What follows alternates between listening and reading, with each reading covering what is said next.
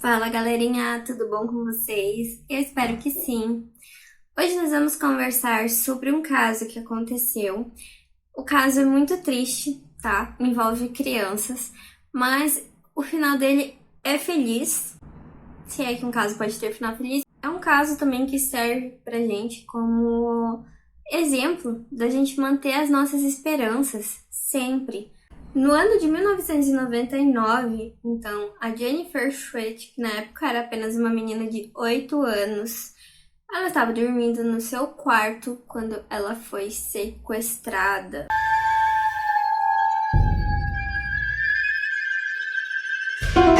Elas sempre dormiam juntas, né? Então, numa certa noite, a Ellen, que é a mãe da Jennifer, ela tem um trabalho cedo, meu Deus. E por isso ela pede pra Jennifer ir dormir no quartinho dela somente naquela noite, porque a Jennifer estava muito agitada, ela não estava com sono, não estava conseguindo dormir e ela estava atrapalhando um pouquinho a Ellen. A Jennifer topa ir dormir no quarto dela somente naquela noite, por causa que ela ama a mãe dela. Então ela vai pro quartinho dela, lê alguns livros até pegar no sono. Mas na manhã seguinte começa o pesadelo. A mãe dela entra no quarto e vê que ela não está no quarto. A Jennifer havia sumido e a janela do quartinho estava aberta. Ela logo entra em desespero e sai à procura da filha. Ela liga para a polícia, faz tudo. Naquela tarde, enquanto umas crianças brincavam em um terreno, tipo um campo assim, elas literalmente tropeçaram no corpo da Jennifer. A Jennifer foi encontrada, então, ela estava muito ferida, ela estava com um corte na garganta que ia de orelha a orelha, muito grande, mas ela estava viva. Era essa parte que importava. Então, as crianças chamam os adultos e os adultos chamam a emergência. A Jennifer é resgatada de lá através de um helicóptero até. Quando a Jennifer chega no hospital, ela recebe os primeiros tratamentos, então, e os médicos dizem que ela não vai mais conseguir falar por causa do corte, mas que pelo menos o corte não havia atingido nenhuma artéria. Então, ela iria sobreviver. Então, lá estava a Jennifer com 8 anos de idade, deitada numa cama de hospital, toda machucada, porque o corte na garganta não foi o único ferimento que ela teve. Então, além de tudo, todos os ferimentos pelo corpo, corte na garganta, ela estava com tracostomia. Para quem não sabe, tracostomia é quando tem que fazer tipo um corte na garganta para respirar diretamente por aqui. É diretamente ligado na traqueia. Quando a Jennifer acorda, ela já acorda muito assustada. Ela tava com o cara, de repente ela tava no campo, de repente, sabe? Então ela não sabe exatamente o que tá acontecendo. A Jennifer não consegue falar, mas ela faz gestos e todos logo entendem que ela não quer que nenhum homem se aproxime dela, seja médico, enfermeiro ou policial. No começo, eles ficaram bem surpresos e acharam estranho até o comportamento dela de ter medo de policiais.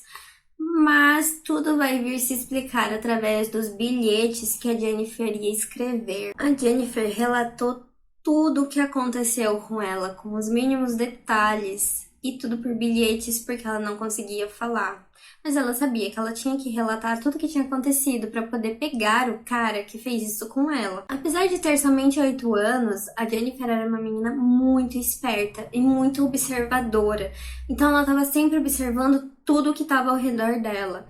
A Ellen relata que ela era ótima, assim, em relação a ser parceira dela, a se dar bem com a comunidade toda. E ela era uma menina extremamente observadora, então ela conseguia pegar, assim, analisar bem as coisas, eu diria. E por conta disso, os bilhetes da Jennifer vieram cheios de detalhes, muitos detalhes. E não tinha como uma criança de 8 anos inventar tudo aquilo. Então vamos para os relatos da Jennifer. Ela relata que quando ela acordou, ela estava nos braços de um homem que estava correndo para longe da sua casa. E ela, sem entender nada, ela vai tentar gritar e esse homem tampa a boca dela, que não é para ela gritar. Quando eles chegam no carro dele, que era tipo num estacionamento próximo ao do condomínio onde elas moravam, ele coloca ela no colo dele, dentro do carro, e tenta acalmar ela dizendo que ele é um policial à paisana e que tá tudo bem, que ela pode ficar tranquila. Agora dá pra entender por que que ela ficou com medo de policiais. No caminho para onde quer que ele estivesse levando ela, eles passaram na frente da casa dos avós dela. E ela logo entendeu que ela estava em apuros realmente, porque se estava acontecendo alguma coisa com a família dela, com a mãe dela, o ideal seria ele deixar ela com os parentes mais próximos que tinha, e eram os avós. E ele simplesmente passou reto pela casa dos avós, nem falou nada. Então, ele dirige até o estacionamento da escola onde a Jennifer estudava. Ele estaciona lá, diz pra Jennifer ficar tranquila e ficar de olho na lua, que quando a lua sumisse, a mãe dela estaria ali e apareceria para buscá-la, e que ia ficar tudo bem. E enquanto isso, o homem vai fumando e bebendo um cigarrinho. E enquanto o tempo vai passando, ele vai bebendo sua cervejinha e vai fumando um cigarrinho. Quando de repente ele olha para Jennifer e fala: eu acho que a sua mãe realmente não vem. E entra no carro, liga o carro e começa a dirigir de volta.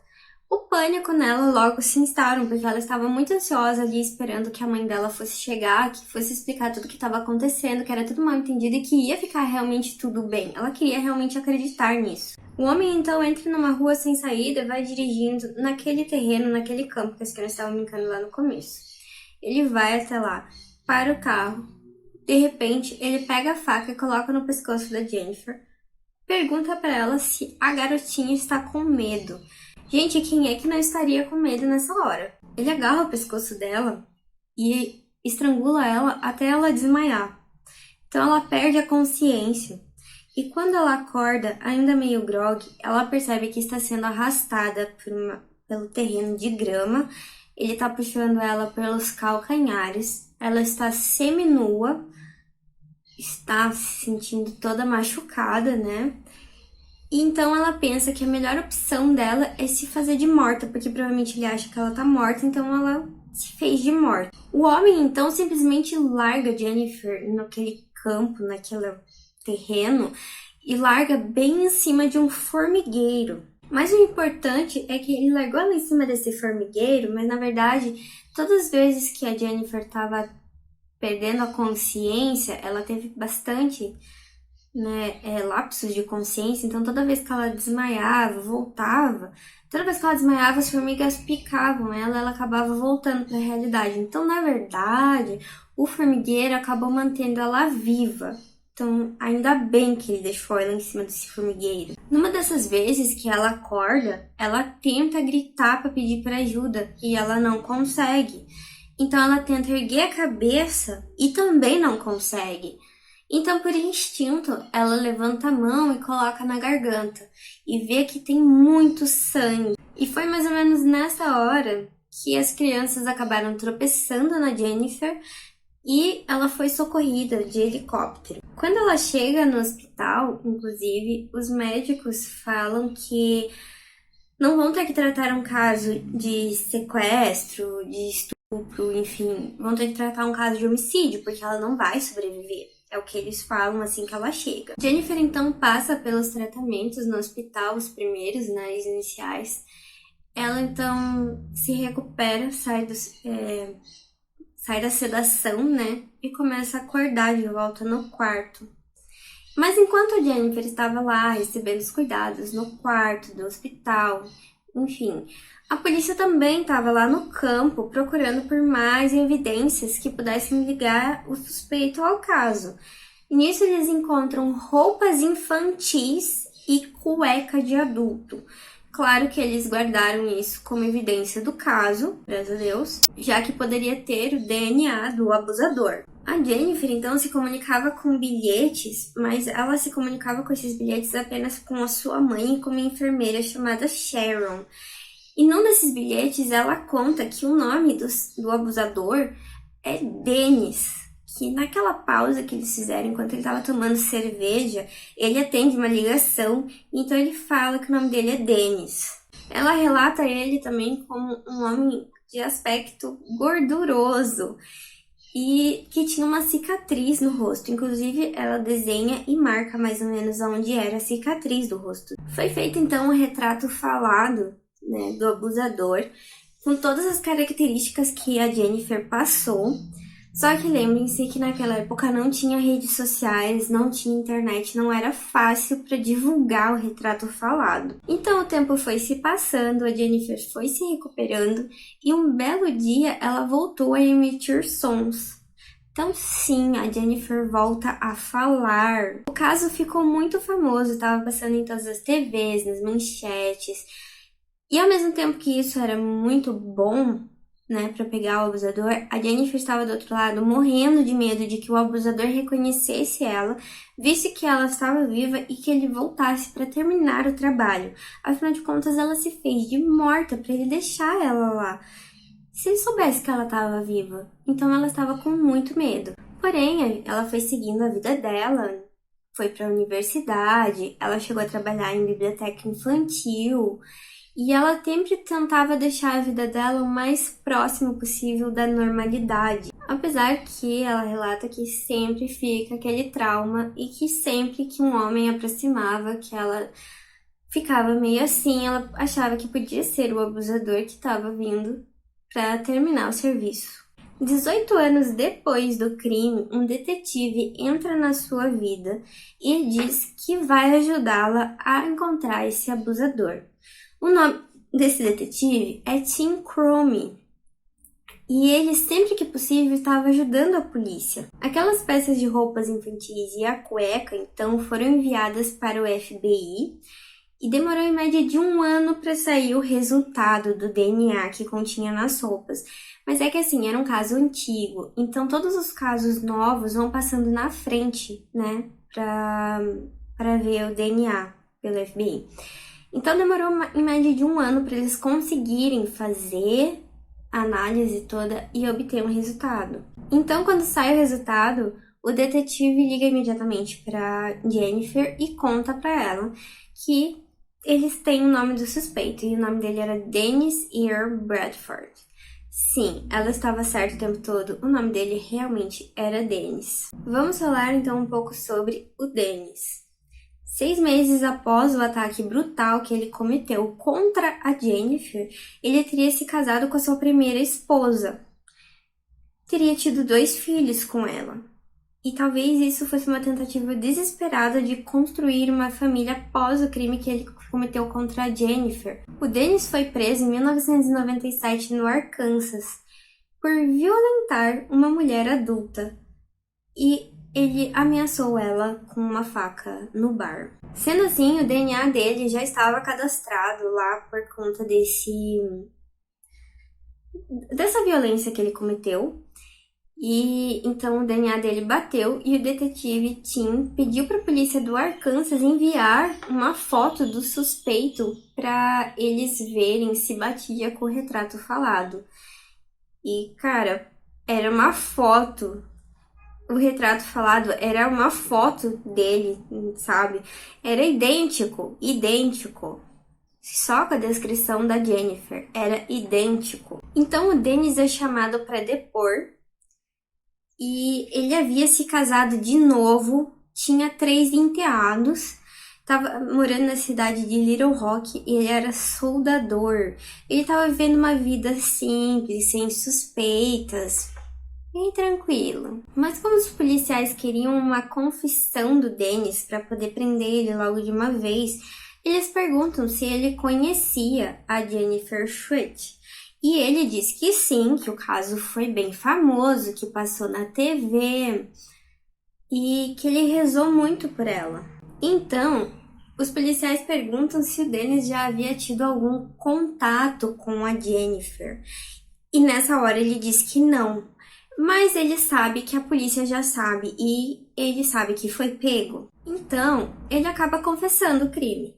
Ele acaba contando tudo que ele fez com a Jennifer e que ele sempre pensava nela, o quanto ele foi errado em fazer tudo isso, porque ela era inocente, ela era uma criança, ele não sabe exatamente por que ele entrou naquele apartamento naquela noite, eles não se conheciam, não tinham nada a ver. sabe? Ele confessa, inclusive, ter tentado suicídio depois do crime contra a Jennifer. Tava, tipo, insuportável de viver com isso. Enfim. Mas cometeu o crime. E foi horrível. Nessa época que ele confessa que ele tentou se suicidar, ele foi internado numa ala psiquiátrica do hospital. O mesmo hospital que a Jennifer estava se tratando, inclusive. Então, ele estava muito perto. Mas muito perto mesmo. Então, os agentes da polícia dizem pra ele que a Jennifer está viva. E quando ele descobre, né, quando ele sabe disso, ele começa a chorar. E ele não sabe o que fazer, ele fica muito feliz e muito triste. Não sabe o que fazer, mas ele chora muito porque a Jennifer estava viva. Ele assina, então, uns papeladas lá, confissão de culpa, e ele fica numa cela preventiva até sair a prisão definitiva dele. A Jennifer já fica toda feliz porque pegaram ele, ela vai poder jogar na cara dele os 19 anos de sofrimento que ela estava passando. Ela tinha muita coisa para falar para ele, sabe? Porém, ela não consegue fazer isso, ela não consegue falar para ele tudo o que ela queria falar. Porque ele consegue cometer suicídio nessa cela preventiva. Então ele nem chegou a ir a julgamento. Ele se suicidou antes. Então a Jennifer chega a ir no túmulo onde ele foi enterrado e ela leva umas cartas onde tem todas as coisas que ela queria falar para ele. E ela começa a ler as cartas no túmulo. E ela pergunta até pro marido dela se ele acha que o Danny está ouvindo ela, se ele tá conseguindo, né, saber o que tá acontecendo, tipo, ouvir tudo esse desabafo dela.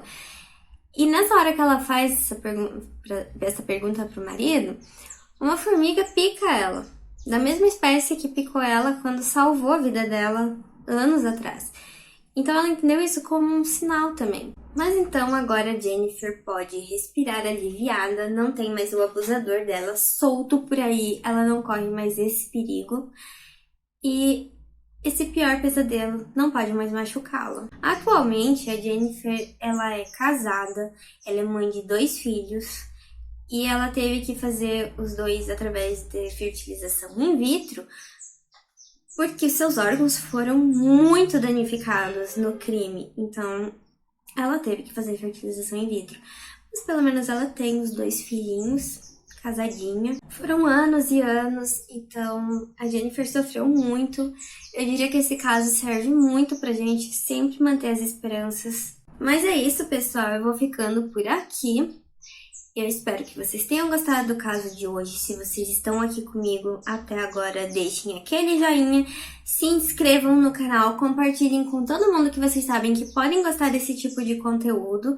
A gente se vê nos próximos vídeos, nos próximos casos. E é isso!